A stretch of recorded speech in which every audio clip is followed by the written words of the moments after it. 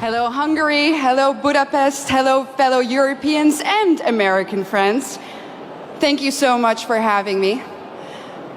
Allow me to skip formalities for a moment and dive right into a subject that is not so cheerful, but very, very necessary to discuss. Let me walk you through the past 7 days in Europe. This week in Stockholm, 3 elderly women in their 70s were stabbed in broad daylight on the streets.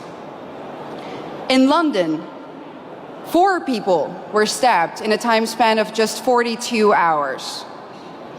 In Paris, hundreds of African migrants took to the street to riot. And in Brigalow, also in France, yet another church was burned down to the ground. And that, ladies and gentlemen, is just a few incidents in just a couple of days on our beautiful continent. But we all know that these incidents aren't incidents anymore. If there's one thing that's for sure, is that we know, and our governments also know, that there is a link between mass migration and crime. In the Dutch city of Dordrecht, something interesting happened the other day. They announced, and this is a small city in the Netherlands, in my home country, that a new asylum center will be put in that little town. And what did the municipality do? They said, we are going to offer citizens who live in the vicinity of this center 1,000 euros to take extra safety measures. Our new reality in Europe consists of frequent rapes, stabbings, killings, murders, shootings, even beheadings. But let me be clear about one thing. This did not used to happen before. This is a newly imported problem. Samuel P. Huntington predicted this over 25 years ago when he wrote, and I quote, "In the new world of mass migration, the most pervasive, important and dangerous conflicts will not be between the social classes. They will not be between the rich and the poor. They will be between peoples belonging to different cultural entities. Tribal wars and ethnic conflicts will occur within civilizations." Well, boy, was he right. And the worst part is, we as a society seem to have become indifferent to it. When another white boy or a white girl dies at the hand of an immigrant, we might shake our head, we might let out a sigh, we might even get angry for a minute or two, and then we go on with our lives. We offer the family thoughts and prayers, but nothing ever changes. Ladies and gentlemen, what does that say about us?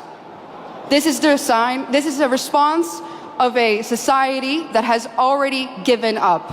A society that has already accepted its defeat. But is this true? Have we given up? Do we really accept the new reality that our globalist leaders have in mind for us? I know one thing for sure.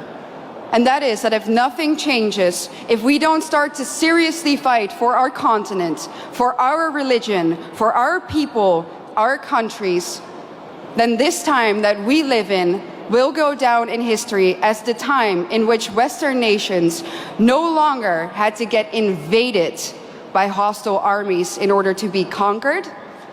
This time will then go down in history as the period in which the invader was actively invited in by a corrupt elite.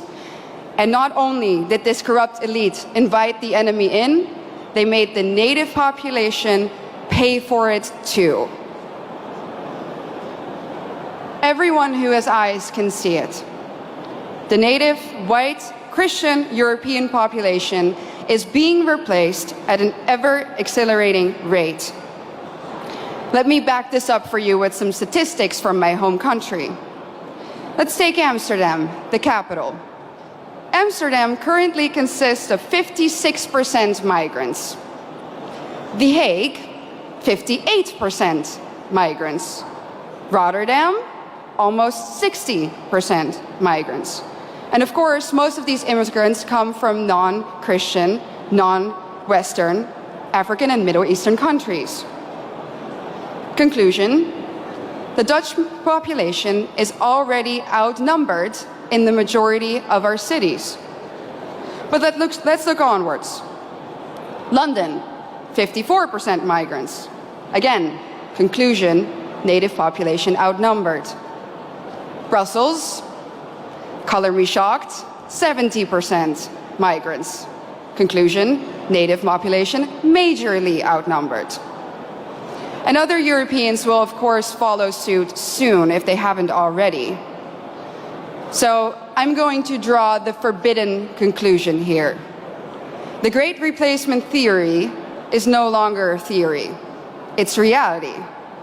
And what's interesting about replacement is that the establishment will either deny its existence, or when they admit to it, they say that it's a good thing that the native European population is soon no longer a majority on its own continent.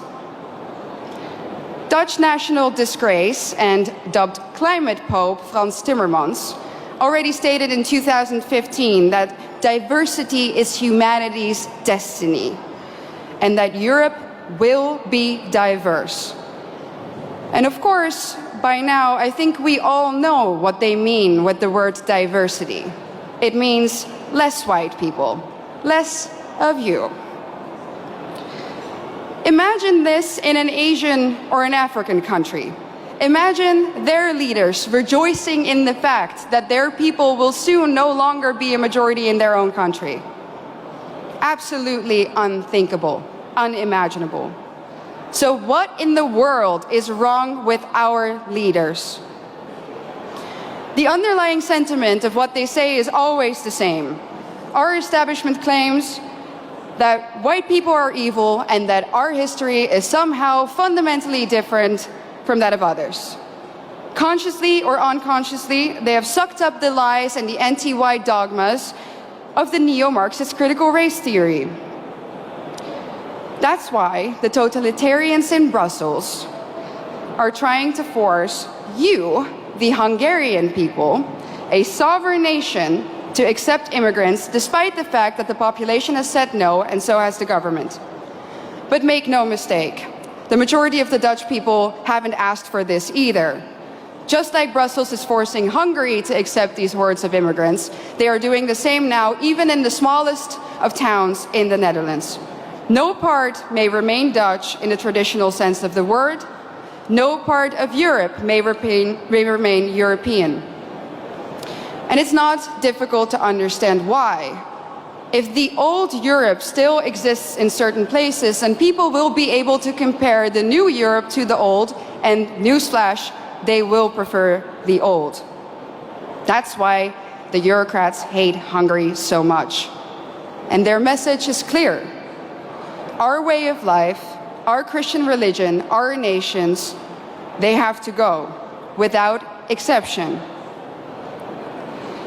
Their vision of the future is the neoliberal, unrecognizable Europe, where every city becomes kind of like Brussels.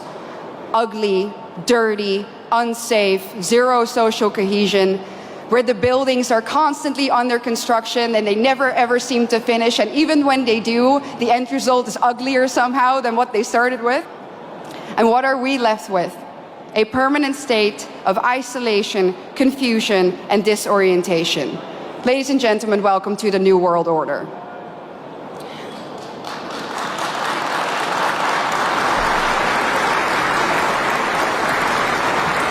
So what's the antidote? A strong Christian Europe of sovereign nation states. That's why we need to outright reject the lie that nationalism causes war. It's not nationalism or national sovereignty that causes war. It's expansionism. And where in Europe do we find that nowadays? In one place and one place only: Brussels.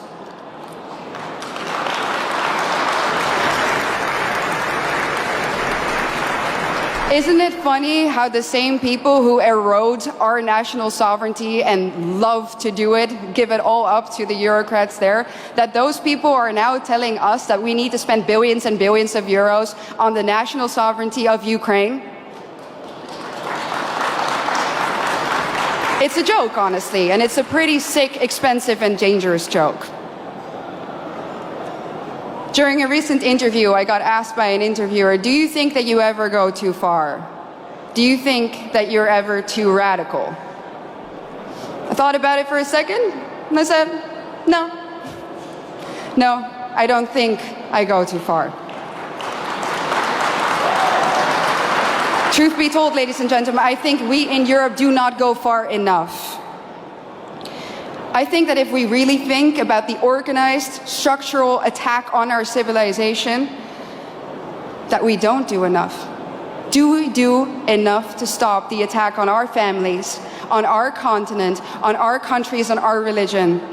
When we hear about another murder, another stabbing of a young innocent child, do we do enough? When we know that our national sovereignty has been given up in less than a century to Brussels, do we do enough? When we hear that Christian kids in Germany are now converting to Islam to fit in, do we do enough? I don't think so. The totalitarian institute of the European Union needs to come down. Let me be clear, I don't believe in reforms. When the foundation of your institution is rotten, and that is the case in Brussels, you can rebuild the house on top of it all you want, but it's still going to crumble. So the only answer is the Tower of Babel needs to be destroyed.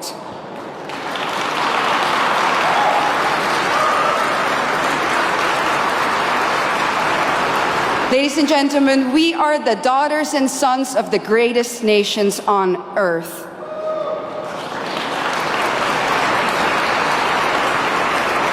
And we need to ask ourselves, what has happened to us? Where do we come from? And more importantly, where are we going? Our elites have declared a war on us, and now it is time for us to put on the full armor of God, fight back, and win. Thank you so much.